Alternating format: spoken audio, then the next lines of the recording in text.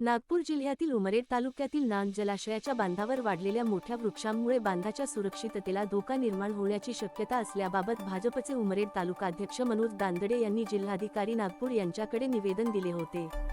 या निवेदनाची गंभीर दखल घेत जिल्हाधिकारी तथा जिल्हा आपत्ती व्यवस्थापन प्राधिकरणाचे अध्यक्ष यांनी संबंधित विभागाला तात्काळ पाहणी करून आवश्यक कार्यवाही करण्याचे लेखी आदेश दिले आहेत।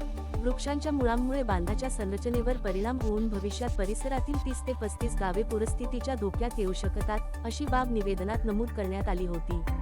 प्रशासनाने त्वरित दखल घेतल्याने नागरिकांनी समाधान व्यक्त केले आहे। महाराष्ट्र लाईव्ह न्यूज पत्रकार संदीप देकाटे, तालुका प्रतिनिधी, नागपूर।